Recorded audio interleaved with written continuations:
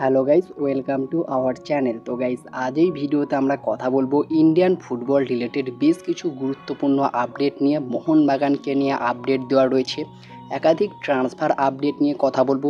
Durand কাপের live তোমরা কোথায় কিভাবে দেখবে? কাল থেকেই কিন্তু ডুরান্ড কাপ শুরু হয়ে যাচ্ছে, মোহনবাগানেরই ম্যাচ রয়েছে কালকেই।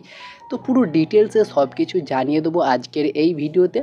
তো চলো বেশি দেরি না করে আজকের ভিডিও শুরু করা যাক। ভিডিও শুরু করার আগে চ্যানেলে যারা প্রথমবার এসেছো এবং সাবস্ক্রাইব করনি তারা অবশ্যই সাবস্ক্রাইব করে দিও, পাশের বেল নোটিফিকেশানটিকে অল প্রেস করে দিও, তাহলে পরবর্তী ফুটবল রিলেটেড যে সমস্ত আপডেট তোমরা একদমই মিস করবে না। তো চলো শুরু করা যাক।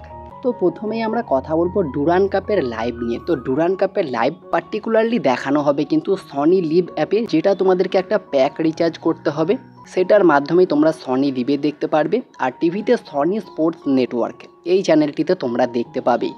আর মোবাইলে তোমরা একদম ফ্রিতে জিও টিভিতে দেখতে পারবে। জিও টিভিতে গিয়ে সার্চ করলে সনি স্পোর্টস 10-2, সেখানে তোমরা একদম ফ্রিতে লাইভ দেখতে পেয়ে যাবে। গত মরশুমের ডুরান্ড কাপ কিন্তু আমি এভাবেই দেখেছিলাম জিও টিভির দ্বারাই। তো তোমরা অবশ্যই ট্রাই করতে পারো, জিও টিভিতে কিন্তু একদম ফ্রিতে দেখতে পারবে।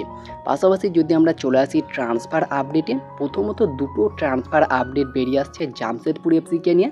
তো জামশেদপুর এফসি তারা কিন্তু আবারও তাদের দলে ফিরিয়ে এনেছে অনিকেত যাদবকে। 2018-19 মরশুমে তিনি জামশেদপুর এফসিতে খেলেছিলেন, তারপরে হায়দ্রাবাদ এফসি, লাস্টের ওড়িশাতে খেলছিলেন তিনি। 24 বছর বয়সী ভারতীয় একজন রাইট উইঙ্গার, বর্তমান মার্কেট ভ্যালু 60 লাখ টাকা। তো তাকে ওড়িশা এফসি ছেড়ে দিয়েছিল, বর্তমান সময়ে তিনি উইদাউট ক্লাবে ছিলেন। তো তাকে পুনরায় আবার জামশেদপুর এফসি সই করিয়ে ফেলেছে, আজকে অফিসিয়াল অ্যানাউন্সমেন্টও করে দিয়েছে। পাশাপাশি আরও একজন ভারতীয় ডিফেন্সিভ মিডফিল্ডার শুভম সারঙ্গী, তাকেও কিন্তু অফিসিয়ালি কনফার্ম করে আজকে অফিসিয়ালভাবে অ্যানাউন্সমেন্ট করে দিয়েছে। পাশাপাশি আইএসএলের একজন এক্সপিরিয়েন্স প্লেয়ার যার নাম নারায়ণ দাস, একজন ভারতীয় সেন্টার ব্যাক পজিশনের প্লেয়ার, চেন্নাই এফসির হয়ে খেলছিলেন, আইএসএলে ইস্ট বেঙ্গলেও খেলে গিয়েছে। তো তিনি কিন্তু আই লিগের ক্লাব রাজস্থান ইউনাইটেড এফসিতে যোগ দিয়ে দিয়েছে, যেটা মার্কাস মার্গুলাহো জানিয়েছেন।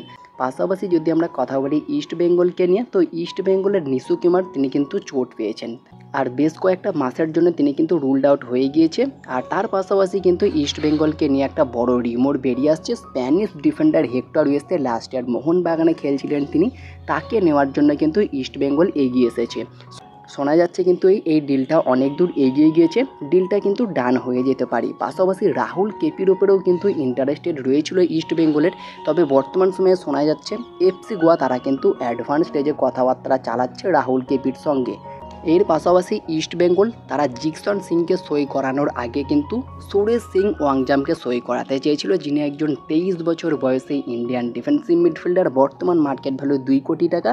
তবে বেঙ্গালুরু এফসি ম্যানেজমেন্ট সরাসরি না করে দিয়েছে, সুরেশ সিংকে তারা কিন্তু সেল করতে চায়নি, যার ফলে কিন্তু ইস্ট বেঙ্গল শেষমেশ জিকসন সিংকে সই করিয়েছে। পাশাপাশি যদি কথা বলা যায় আলভারো ভাস্কেজকে নিয়ে, তো আলভারো ভাস্কেজ যিনি একজন 33 বছর বয়সী স্প্যানিশ সেন্টার ফরওয়ার্ড, বর্তমান মার্কেট ভ্যালু 1 কোটি টাকা। এর আগে আইএসএলে কেরালা ব্লাস্টার্স এফসি গোয়ার মতো ক্লাবে খেলেছেন, বর্তমান সময়ে তিনি কিন্তু স্প্যানিশ একটি ক্লাবে খেলছে। তো সেখান থেকে তিনি নাকি আবারও ভারতে আসতে চলেছে, তবে কেরালাতে আসলে খুব একটা অবাক হওয়ার কিছু থাকবে না, যেহেতু জোসুয়া সতিরুয়ে ইনজিওর্ড হয়ে গিয়েছে, তাকে ছেড়ে দিতে চলেছে কেরালা দল, তার রিপ্লেসমেন্ট হিসাবেও কিন্তু সই করাতে পারে। তবে দেখার বিষয় এটাই হবে তিনি ভারতে এসে কোন ক্লাবে যোগ দেয়। পাশাপাশি যদি কথা বলা যায় আনোয়ার আলীকে নিয়ে, তো ফাইনালি সব জল্পনার অবসান ঘটিয়ে আনোয়ার আলী কিন্তু মাঠে ফিরছে। তো মোহনবাগান কিন্তু ডুরান্ড কাপের জন্য আনোয়ার আলীকে রেজিস্টার করিয়ে নিয়েছে, হয়তো সব জল্পনার অবসান এখানেই শেষ হতে চলেছে। আনোয়ার আলীকে আমরা গত মরশুমের মতোই এবারেও মোহনবাগানের জার্সিতে ডুরান্ড কাপে খেলতে দেখতে পারবো। আর ডুরান্ড কাপে আগেরবারে কিন্তু আনোয়ার আলী অনবদ্য পারফরমেন্স করেছে, তো আমরা আশা রাখবো এবারেও কিন্তু আনোয়ার আলী দুরন্ত পারফরমেন্স করবে। আর তোমাদের কি মনে হয় এবারে ডুরান্ড কাপ চ্যাম্পিয়ন কোন দল হতে পারে? অবশ্যই তোমাদের মতামত কমেন্টে জানিও। তো এই ছিল আজকের ভিডিওটি ভালো লাগলে লাইক শেয়ার কমেন্ট অবশ্যই করে দিও। আমাদের চ্যানেলে প্রথমবার এসে থাকলে সাবস্ক্রাইব করে পাশের বেল নোটিফিকেশানটিকে অল প্রেস করে দিও, তাহলে পরবর্তী ফুটবল রিলেটেড যে সমস্ত আপডেট তোমরা একদমই মিস করবে না। তো দেখা হচ্ছে পরবর্তী কোনো ভিডিওতে। Bye bye, have a good day.